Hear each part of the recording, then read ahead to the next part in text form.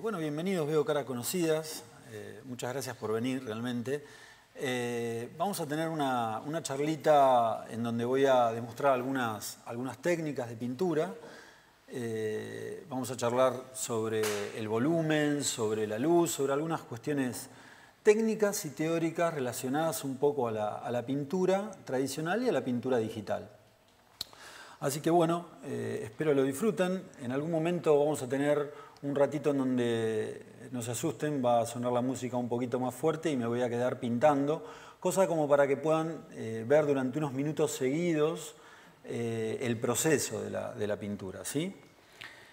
Bueno, gente, en la pintura digital, como en la ilustración, como en cualquier medio dedicado a la pintura, ¿no? O sea, a todo lo que sea arte, en general se progresa a través de un boceto, ¿no? Un boceto inicial. Muchos artistas prefieren salir de alguna línea. Yo en general estoy prefiriendo en estos últimos años, estoy prefiriendo salir del plano de la pintura, ¿no? O sea, entonces a veces hay que trabajar un poco después de esa primera mancha inicial para poder en algún punto abordar un trabajo un poco más limpio, ¿no? Porque en realidad en la ilustración y en la pintura digital, en la tradicional también, hay que tener la forma por lo menos bastante visible, bastante clara para poder dedicarse exclusivamente al color o al volumen o a diferentes cuestiones, ¿no? Entonces yo les muestro que en un primer momento lo que hice fue salí de un boceto referencial. Esto es algo que en general a mis alumnos se los inculco bastante, esto de trabajen con referencias, ¿sí? Ningún ilustrador, ningún artista nació sabiendo cómo eran las morfologías, ni si tienen que dibujar un animal. Nadie sabe de memoria cómo son los cuernos de un carnero o, por ejemplo, la nariz de algún gorila y demás. Entonces, en este pequeño concept que hice de criatura, lo que hice fue mezclar dos animales, o sea, tomé como referencia en algún punto, ¿sí? Dos personajes, ¿sí? ¿Ven? En donde en algún punto tomé algunas características, ahí está, algunas características del gorila como la nariz, la piel, en algún punto la estructura de cabeza, ¿sí? Pero quise saber qué pasaba si de alguna manera mezclábamos esto con algunas cornamentas, algún cuerno, y me pareció que el carnero tenía como una posibilidad de textura muy interesante. Entonces, de la mezcla de estas dos creatures salió lo que están viendo, ¿no? Entonces, bueno, el primer proceso es, insisto, un avance, ahí estamos, un avance, ¿sí? En cuanto a la imagen, en cuanto a lo que yo pretendo hacer. Pero después viene un proceso que se llama clean up, que es de limpieza, ¿sí? Que nos da la posibilidad o es lo que necesitamos para poder trabajar con la línea más limpia. Entonces, ese proceso de limpieza yo lo realizo generalmente en otro programa, no en el Photoshop, ¿sí? Les cuento algo, que cuando uno trabaja digitalmente, yo lo hago con editores de imagen, pero trabajo con dos programas que puedo en algún punto mezclar las aptitudes de los dos programas, como en el caso del Corel Painter, que es un programa más bien de dibujo y muy orientado a lo que es lo que son los artistas plásticos, en donde yo prefiero dibujar en ese tipo de soft, ¿no? Porque el lápiz en general, como ustedes pueden ver, digo, es mucho más la técnica real, ¿no? Del grafito. En cambio, en el Photoshop, en general, cuando decido trabajar, pinto mucho en el Photoshop, pero insisto, la línea inicial o la línea boceto y limpieza la hago en el Painter, ¿sí? Bueno, esa es la primera etapa. Bueno, teniendo en cuenta que ya tenemos una primera etapa de dibujo y demás de estructura, tengo que empezar a hablar de iluminación o de luz. Ese es un punto en el que conviene detenerse porque en general cuando uno trabaja ya en la pintura es muy fácil involucrarse en la pintura y perder de vista cuestiones básicas e importantes como la iluminación, ¿no? Hay algo muy esencial, por ejemplo, una estructura, si uno en general tuviese que abordar cualquier imagen, cualquier estructura a la hora de pintar, la podría entender bajo un esquema muy básico, ¿sí? Que es un poco el recorrido que genera la luz, los fotones en una forma, ¿no? Si uno tiene esto incorporado, si uno con el entrenamiento puede asimilarlo, puede incorporarlo, ya memorizarlo prácticamente, generalmente las cosas salen bien. Entonces, básicamente tiene que ver con la anatomía de un objeto iluminado, ¿no? O sea, esto es así en un bíceps, en una forma, en un vehículo, en un arma, en cualquier punto la luz se comporta de la misma manera.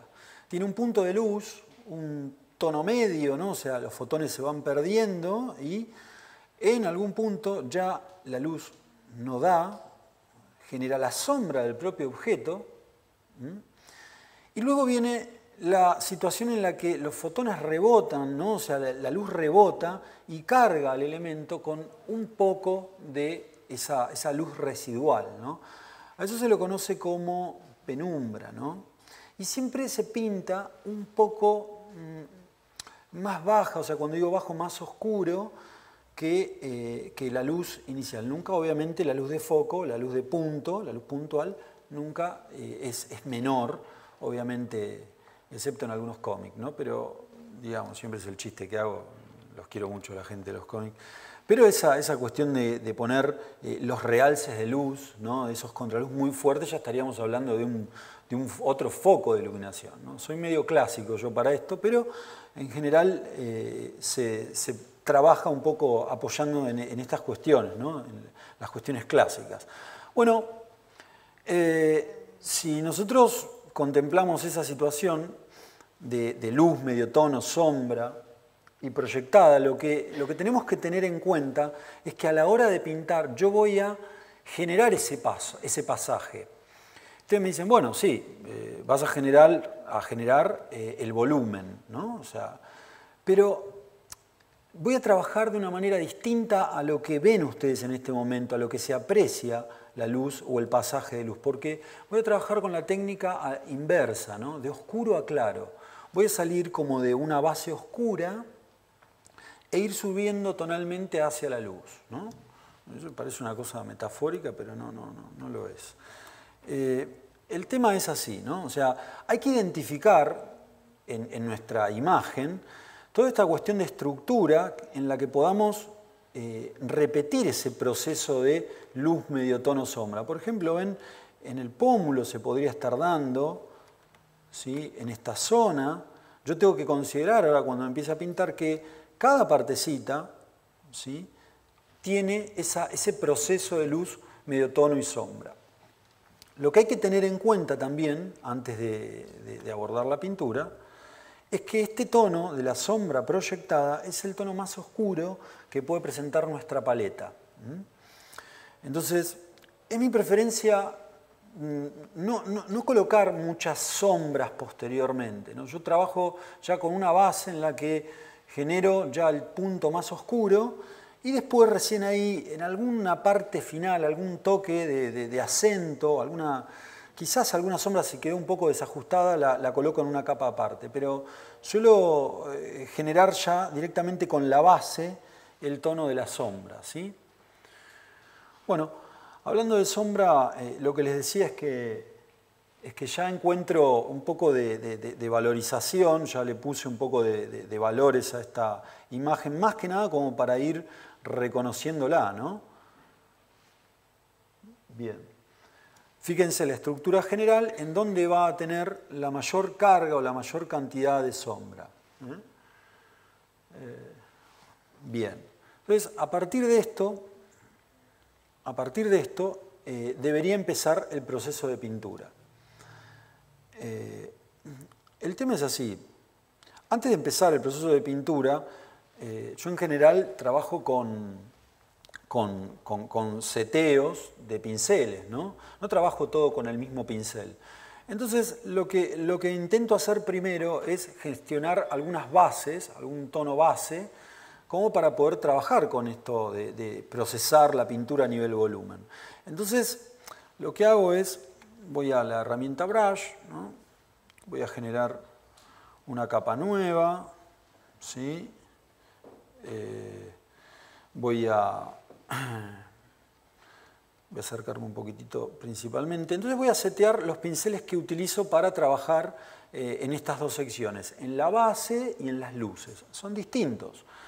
Fíjense, primero para las bases lo que hago es elegir un pincel pleno, ¿sí? Ese no es tan pleno porque tiene el flow demasiado al mango, ¿no? Entonces, ven, elijo un pincel pleno que me permita, a ver cómo se ve ahí, bien, que me permita a mí trabajar esta cuestión de las bases, insisto, de una manera muy cómoda. ¿Por qué lo hago en un principio a nivel pleno?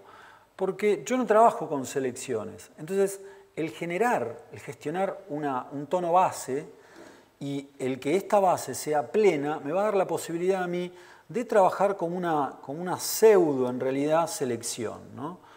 Entonces, en un principio me dedico un poco a trabajar en la base. Obviamente que esto lo vamos a hacer tipo... no lo voy a hacer en este caso paso a paso porque ya tengo una base, pero más o menos como para que ustedes tengan una idea, cubro teniendo en cuenta el dibujo, ¿sí? Teniendo en cuenta la base, ¿sí? ¿Ven? ¿Por qué en este caso se nota el lápiz, ¿sí? Y yo en este caso puedo trabajar con la base? Es porque estoy trabajando en una capa por debajo de mi capa lápiz, ¿no? De la capa en donde yo he dibujado. En este caso podría colocar la capa en modo normal. Yo sé que si hay algún alumno mío me va a decir, no, pero ¿cómo? Si vos decís que la capa lápiz está en multiply. Pero la capa lápiz, en el general, la gente que acostumbra a dibujar y luego escanear, es una capa, o el dibujo, es una imagen que el escáner adopta el blanco del papel. Entonces, para poder ver la línea, debo colocarla en un modo de fusión que se conoce como modo multiplicar. En este caso, yo la dejé con el modo que viene por default porque lo dejé, directamente lo dibujé en la tableta, ¿sí? Ya hoy, digamos que esta posibilidad de trabajo en la tableta es bastante cómoda para los profesionales que no tienen que estar escaneando y procesando después el trabajo a nivel limpieza, ¿no? Bueno, ¿ven? En este momento, o sea, lo que hago es trabajar, insisto, con la base. De tanto en tanto apago, ¿ven? La capa lápiz para poder ver si en el borde, ¿sí? En los bordes de trabajo, me quedan algunos bordes o algunas líneas que tal vez no sean adecuadas para poder después procesar. O sea, yo esto, lo que tengo que lograr en este primer proceso es que en algún punto no me queden partecitas sin pintar, ¿no? O sea, no me queden huecos en la base, ¿no? Entonces, si eso pasó, voy arreglando y voy afinando, ¿sí? ¿Ven? Hasta que terminamos este primer proceso, ¿sí? Obviamente que eso lo hago de acuerdo a cómo sea el modelo. Yo, en general, trabajo para ciertos modelos, trabajo para cierta ilustración, cierto estilo de ilustración, trabajo en valores primero, considerando el volumen, y después proceso el color.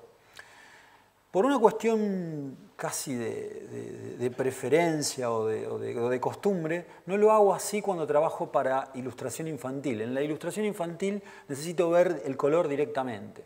Sí, no es que está mal ninguna de las formas, sino que hay maneras de trabajar o de procesar la pintura digital, ¿sí?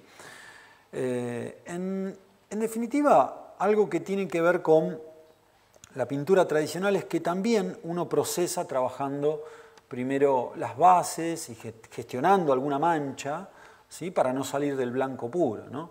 Entonces, por ahí lo que me da esta posibilidad, por ejemplo, de hacer unas bases, aunque parezca tonalmente todo igual, yo puedo, por ejemplo, teniendo en cuenta cuál va a ser el tono general predominante de mi modelo, por ejemplo, cambiarlo, ¿sí? Y modificar en algún punto la luminosidad de ese tono, ¿sí? En este proceso o en este momento yo de lo único que me ocupo es de que las bases o los tonos, ¿sí?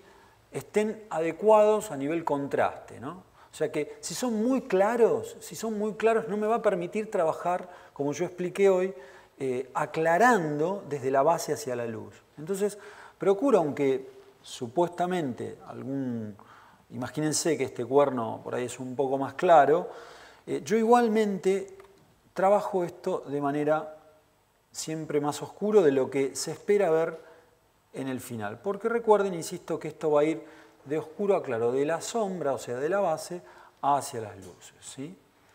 ¿Ven? Ahí estamos.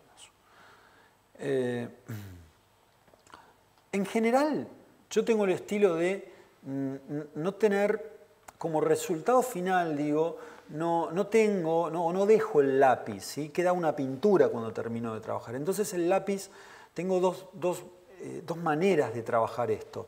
Una de las formas que realizo cuando por ahí tengo mucho tiempo, lo que hago es integrar el lápiz un poco, ¿sí?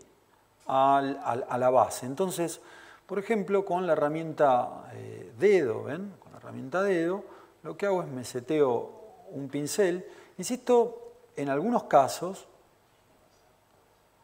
lo hago de esta manera, como para integrar, como ya tener en algún punto el volumen gestionado. Ven que en algún momento se va fundiendo, ¿no? Todo esto. Es un trabajo de mucha paciencia, por eso lo que les digo es que depende el encargo, depende la ilustración, yo es como decido la técnica en algún punto. No es que cambio desde lo esencial, pero sí en algunos detalles, como por ejemplo en esto de si tengo tiempo integro el lápiz y si no, en algún punto va a quedar como una pintura propiamente dicha saltando este paso, ¿ven? ¿Qué seguridad me da, por ejemplo, integrar el lápiz antes de trabajar con el color? ¿Qué seguridad? Y bueno, que en algún punto con un pequeño movimiento yo ya tengo gestionado un volumen. Esperen que me aleje. ¿Ven? Se va integrando. Lo que tengo que notar es que esto se va integrando. A ver, voy a aclarar un poco más la base porque por ahí desde el escenario no se nota del todo. Entonces, a ver, digo, ven que se va integrando. Voy a empezar a mirar un poco la pantalla, aunque mi amiga Luciana se esté enojando en este momento. ¿Ven lo que les decía? Que puedo integrar el lápiz hasta estar seguro de cómo va a desenvolverse el volumen. ¿Ven?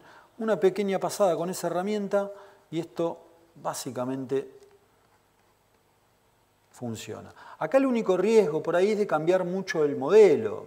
La idea es no mover demasiada la tableta gráfica, sino que con un par de toques esto va a quedar integrado. ¿Ven? Eso es un primer punto importante cuando tengo tiempo, ¿sí? Cuando uno de alguna manera está con algún deadline corto o tiene un tiempo un poco corto, directamente sí salgo de una línea muy clara, muy limpia y ya me dedico exclusivamente a la base y al volumen, ¿sí? Bien. Bueno, en este proceso ya lo único que falta es un poco ponerse a trabajar claramente en las luces y las sombras, ¿sí? Ven cómo inclusive gestiona el volumen. Está bueno hacer criaturas, porque en este caso, porque me permite con un pequeño movimiento, ¿ven? Yo ya integro la pincelada y esto falta poner un poco de las luces y nada más, ¿eh? Y después dedicarme al color, sinceramente. Entonces, Lo que voy a hacer ahora, es demostrar un poquitito el proceso de pintura, un rato, ¿sí? Unos minutitos como para que ustedes tengan tiempo por ahí de ver cómo es el proceso de luz, medio tono y sombra, como para que puedan entenderlo, insisto, pero voy a poner una música de fondo, cosa de poder que ustedes, insisto, aprecien el movimiento del pincel y demás. Así que no se asusten si suena un poquito la música fuerte ahora en un rato, cuando le avise a mi amigo Eduardo, pero van a ser unos 15 minutitos más o menos de pintar para que vean cómo es el proceso, ¿sí?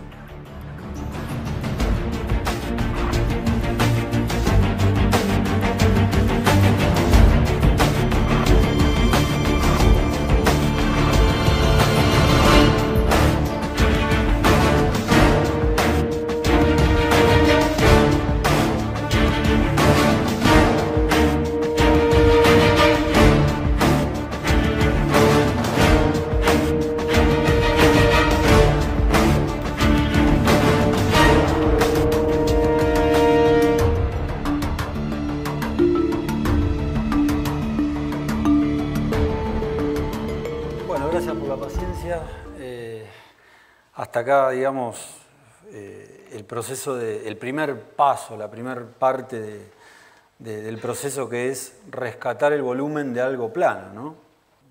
A partir de acá surge lo primero que uno tiene que controlar es que las cosas se vean, ¿no? Y se ven a través de el intercambio de luces y sombras. Entonces, el volumen es un poco eso.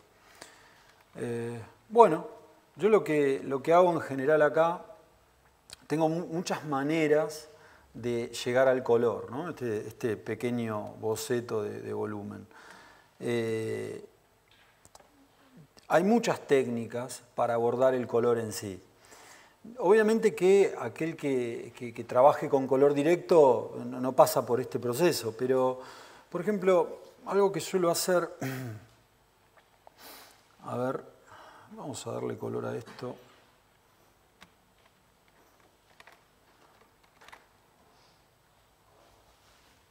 No se ve muy oscuro.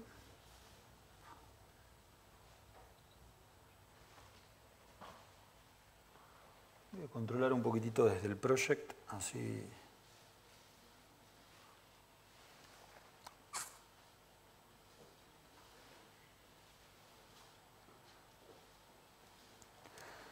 Le voy a dar el color.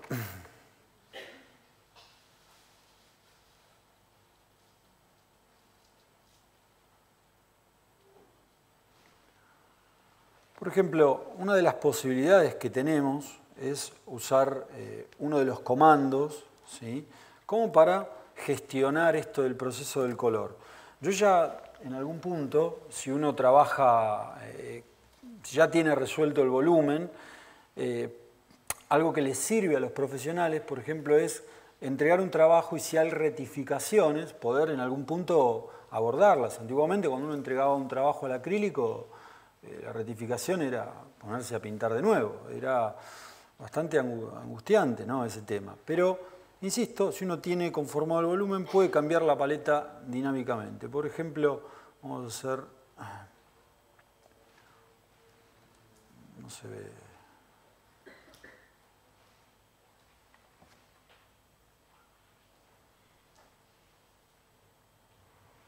Bueno, vamos a ver, por ejemplo, algún cambio de paleta.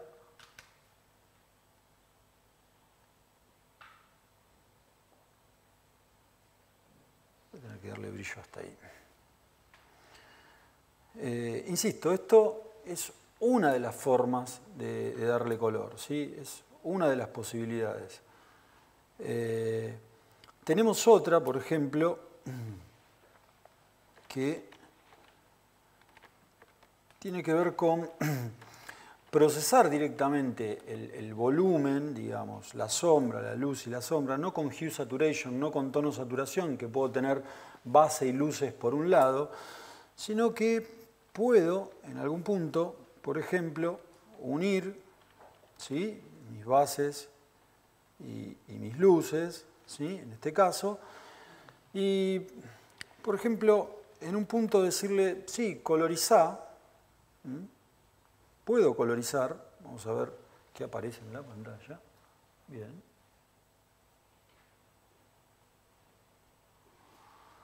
Puedo colorizar, pero además tengo la posibilidad de ir a otro comando que me permite cambiar o reemplazar algún color, ¿sí? Esto se usa mucho cuando uno, insisto, para optimizar tiempos, ¿no? Entonces, por ejemplo, uno señala el color que puede reemplazar y a partir de ahí, de acuerdo a una tolerancia en algún punto que reconoce el soft, ¿ven? De acuerdo a alguna tolerancia, es que se van a producir los cambios tonales, ¿sí? Por ejemplo, horrible, ¿no? No lo estoy viendo de aquel lado, imagínense lo que puede pasar. Bueno, insisto, esto tiene que ver, en algunos casos, ¿saben por qué cambio de técnica? Porque me doy cuenta, por ejemplo, es vital para este tipo de técnica digital, es vital que el proceso del volumen sea muy preciso, ¿sí? Muy suave el pasaje. Si uno trabaja con una estética demasiado dura en cuanto al proceso de volumen, la integración de los colores va a ser un poco más complicada, ¿no? Entonces debe elegir otro tipo de instancias, ¿sí? O sea, bueno, les muestro por ahí el proceso terminado a nivel volumen en casa y tranquilo, ¿no? Bueno. Otro procedimiento que yo uso ya cuando por ahí a lo mejor el tiempo es más corto, es dejar los valores, ¿sí? En ese caso, dejar el volumen y trabajar con una capa de un modo de fusión, por ejemplo, color, ¿sí? En donde directamente ese modo de fusión que yo elijo, esa forma de interpretar los píxeles que tiene el modo de fusión color, me permite, por ejemplo, abordar directamente el color. Pero para hacerlo más rápido,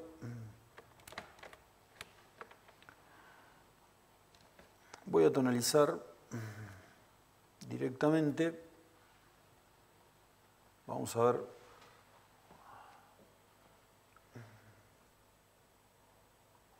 Vamos a encontrar alguna paleta.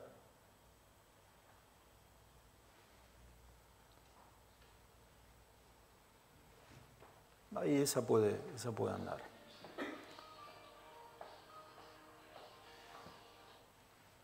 Esperen que adecuo un poco a lo que se ve, a lo que yo puedo ver con ustedes. Y ahora les muestro qué puedo hacer a partir de ahí. Más allá del comando, puedo aplicar color, ¿sí? A partir de esa posibilidad. Por ejemplo, les decía, desde esta capa color, yo elijo algún tono, ¿sí? Más bien frío en este caso, ¿sí? Y vamos a ver, primero voy a hacer una prueba a ver cómo toma el color, pero fíjense que va a intervenirlo directamente, ¿sí? Voy a hacer una prueba para... ¿ven?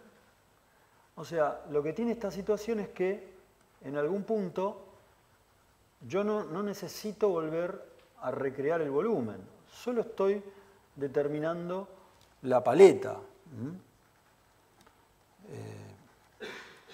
También se puede cambiar posteriormente y reajustar, ¿no? Pero, por ejemplo, yo voy a poner esto, a ver, ahí va. ¿Ven? Como para darle algún tono frío. Disculpen que mire cada tanto el proyector, pero es que quiero controlar un poco los valores de acuerdo a lo que están viendo y lo que yo estoy viendo. ¿Ven? O sea, es una forma más directa de aplicar el color, más controlada, porque yo en realidad el proceso o el trabajo ya lo hice a nivel volumen, ¿sí? Entonces no necesito estar preocupado en algún punto de pasarme o no. En el caso de que quiera profundizar con alguna sombra, en este caso no lo voy a hacer porque se va a ver un poco oscuro, podría hacerlo en este momento. Pero, insisto, ¿ven? Elijo otro color y lo puedo cambiar desde acá, ¿ven? Esperen que mire.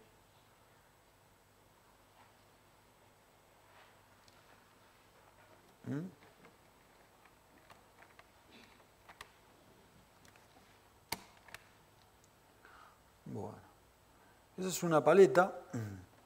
Puedo generar otro modo color. Siempre el modo color, insisto, lo que hace es actuar directamente sobre el volumen.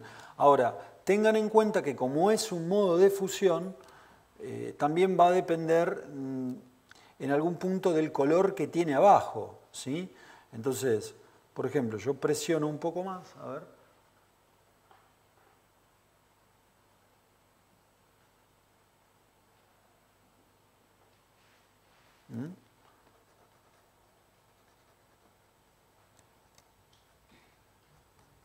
Ahí va.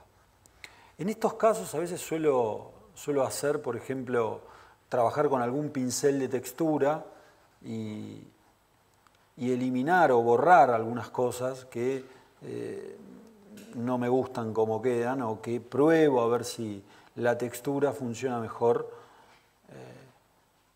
en ese punto. Digo, elimino, ¿sí? O borro para ver en general cómo queda. Sí, hasta acá, ¿ven?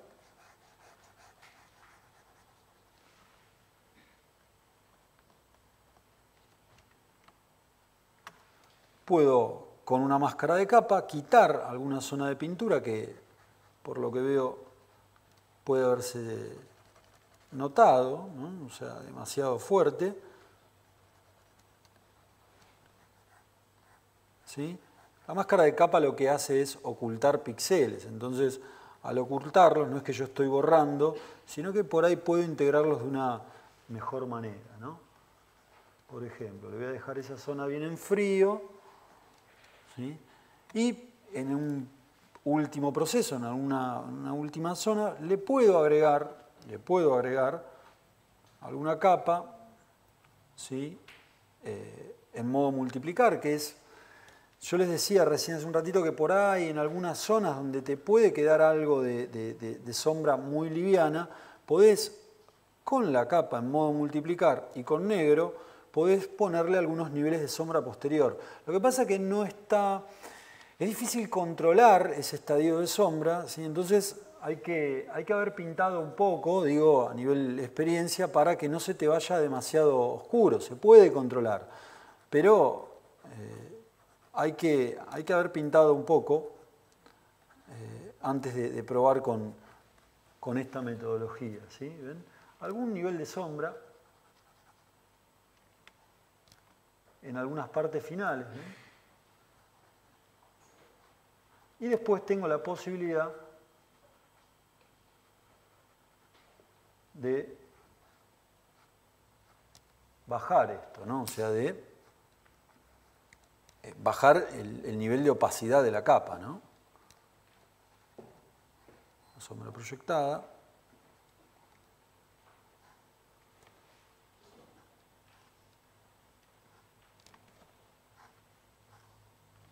El negro es un tono que debe ir, yo por lo menos lo uso pero muy poco.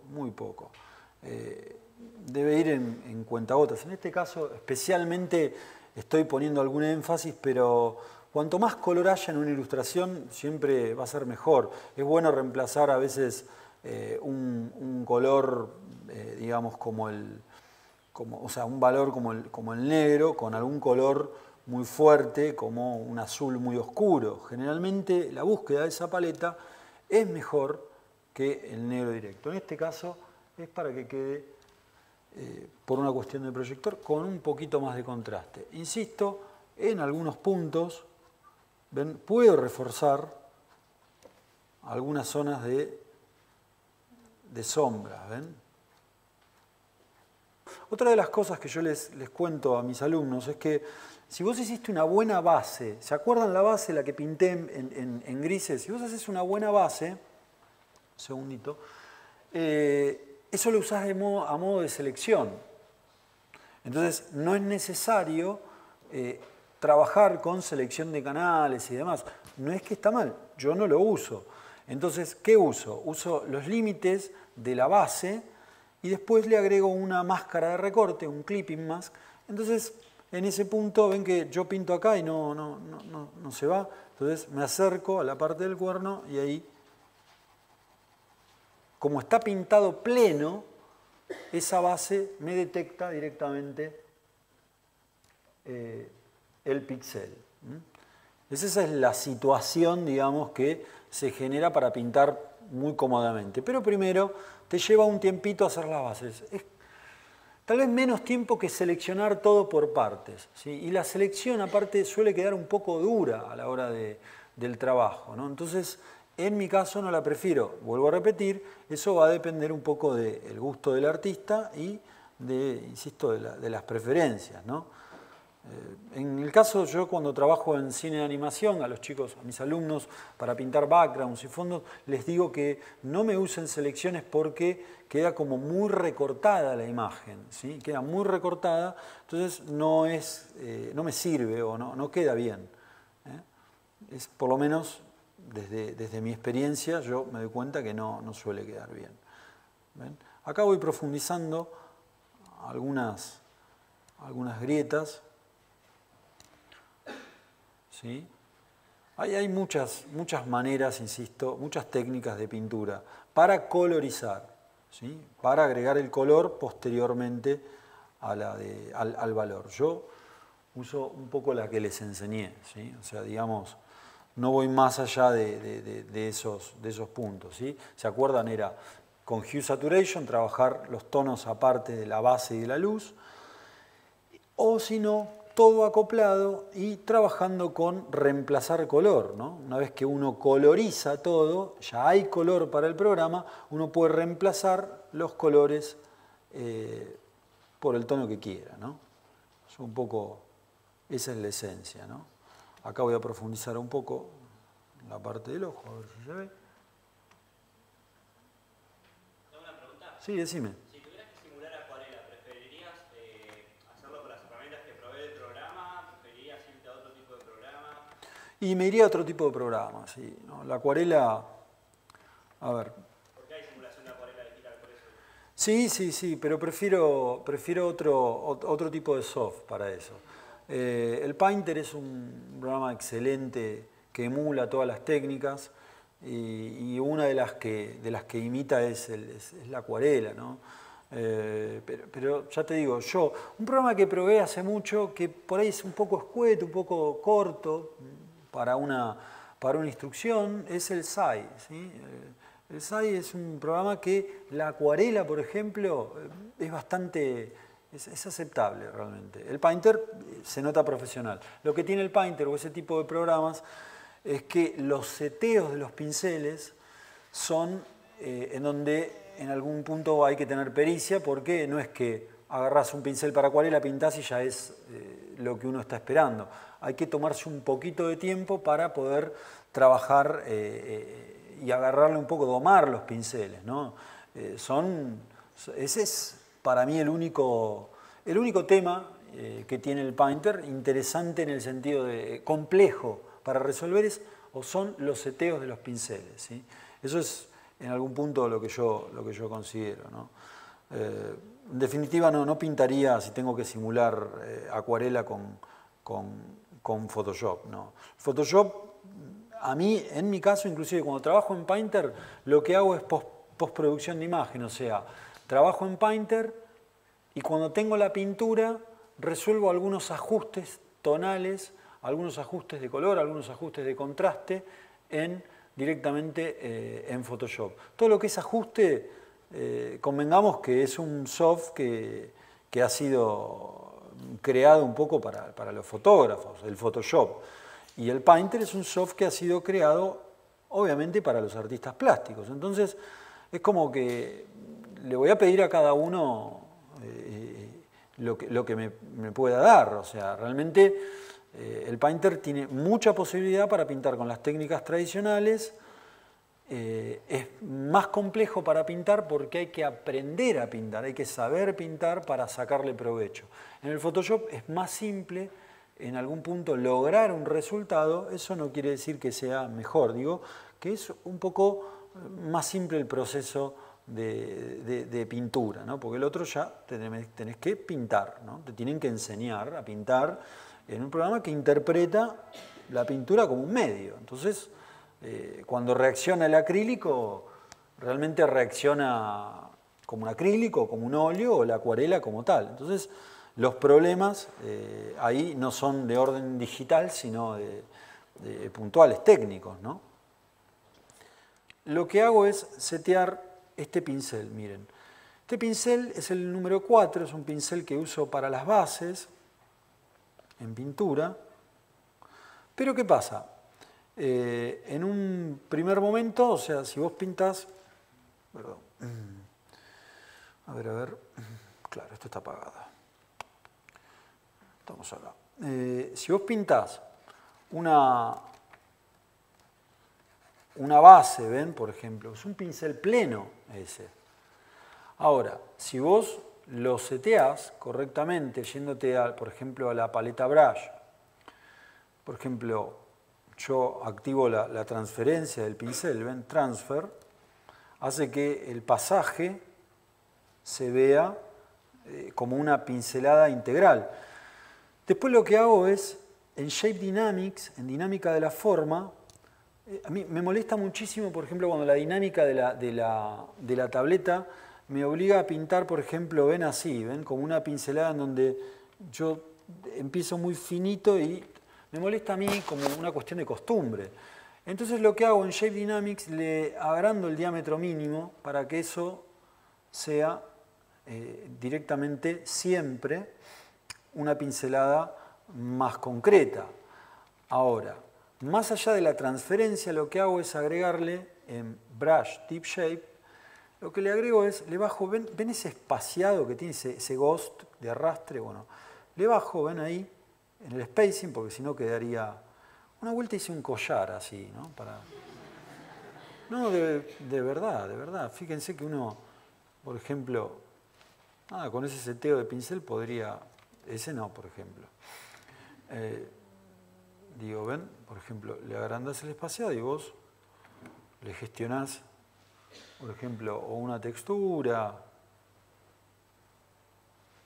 ¿Sí? Es interesante. Evidentemente, yo para pintar le bajo el espaciado, vuelvo a repetir esto, le agrando el diámetro mínimo, y ahí sí me va a permitir, siempre que controle el flow un poquito bajo, me va a permitir generar, por ejemplo, a ver si ahí va a ser difícil integrar con el tono que tenga, pero ponele, ven, me permite una pincelada en donde se integra la pintura, ¿ven? Se integra mucho más la pintura. Si no, estaría viéndose muy pleno y no me permitiría a mí generar el volumen, el pasaje de volumen, ¿sí? Otro pincel no me permite a mí gestionar esa situación. ¿Ven que me alejo un poquitito? ¿Ven? O sea, si no sería demasiado dura la intervención, ¿no? O sea, como que no se integra a lo que está por debajo. Por eso yo hago de oscuro a claro. ¿Ven? O sea, con este pincel es como que puedo ir trabajando. Así pinto yo, no uso otro pincel.